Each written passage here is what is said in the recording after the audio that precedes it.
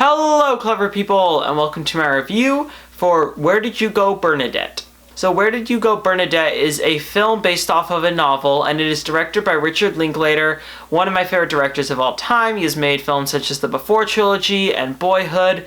Really great director working today. And this one follows the story of a woman played by Cate Blanchett who is kind of experiencing a midlife crisis in a sort of way. She is in the middle of her life. She has a husband who she loves, but she's kind of having a hard time with. She has a kid who she's trying to make as happy as possible, but that's not going super well for her.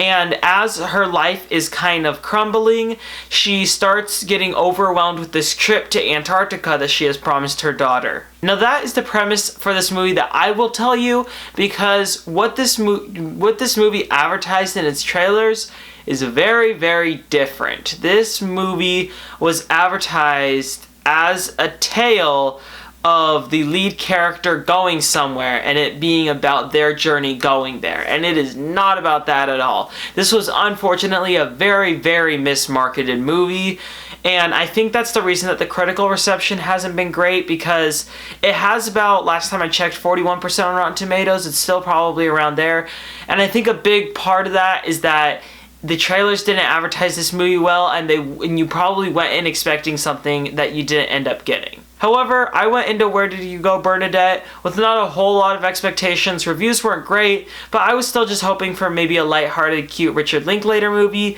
and that's exactly what I got. I really don't understand the whole negative critical reception to this movie, because I think that it's perfectly decent. It's by no means a great movie. It's not one of Richard Linklater's better movies. It's nothing like Boyhood. It's nothing like the Before trilogy. So it's nothing particularly special. But what is good about this movie is that it is very enjoyable. That it's about 2 hours long, I think, and while it does feel quite long, you're never bored. You're always invested. You're always wanting to see what's going to happen next. And you're always there emotionally. Even if the movie takes some sharp right or left turns, and even if it goes down ways that you never expected, you're still there with the characters, because they built some very likable characters. Particularly with Cate Blanchett and her daughter, you really got a good sense of their relationship, you got a good sense of who they were, and they were really likable together. There's other characters in the movies as well. Kristen Wiig plays a next door neighbor who at first you hate because you're supposed to hate her, but as the movie progresses, you start liking her more and more and understanding her more and more, and that's a great message with the movie, is that characters who originally seem as negative sometimes end up being positive, and you get to watch their arc. Even though it's kind of abrupt like in this movie, you still get to watch their arc and find enjoyment in them and who they are, and see the good side in them, even though you might have first been exposed to the bad side of them. And really that comes down to writing. Richard Linklater is a really good writer, especially with dialogue, because the dialogue in this movie, like all of his other ones, is really sharp. It's fast, but at the same time it's very lifelike. It portrays a lot of emotions in every single line. He's one of those guys that is definitely requires his actors to be word specific, because what he puts into his screenplays is a lot, and he makes sure that every single line has something to say. My problems with this movie, they have to deal a lot with one particular character, and that's the father character in this movie. It's not that he was unlikable, because that was part of his character, and he did experience an arc in the movie, which was great. It's just that his arc was so weak. And that's because most of it came in the last 30 minutes of this movie, and we'll talk about that in a little bit.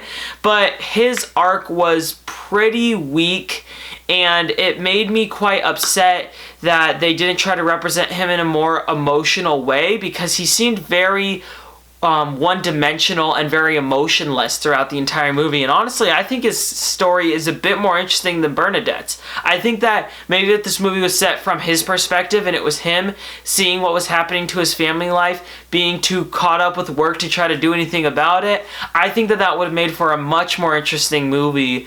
And unfortunately, they could have even had that kind of stuff as a subplot, and it's barely in there, and when it is, it feels really stale. And also the last 30 minutes of this movie were pretty bad, and even though the last very ending is pretty sweet, The last 30 minutes of this movie go completely off of the rails. If I didn't see the trailers, what happens in the movie I wouldn't have expected at all. And that it did kind of just feel weird to me. I thought a lot of characters that were one way the entire movie switched and kind of became different. And it was just overall kind of confusing how the characters flip-flopped a lot in this movie.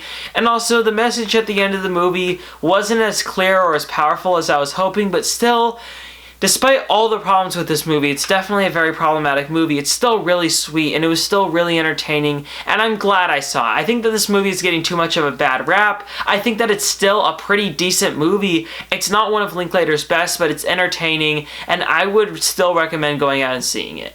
I will give Where Do You Go, Bernadette a 6.5 out of 10. Alright, that concludes my review for Where Did You Go, Bernadette. So, what are your thoughts on this film, or what is your favorite Richard Linklater movie? Comment in the comment section below, and let me know. I'm Robert Burke, and this has been The Clever Critics. Goodbye.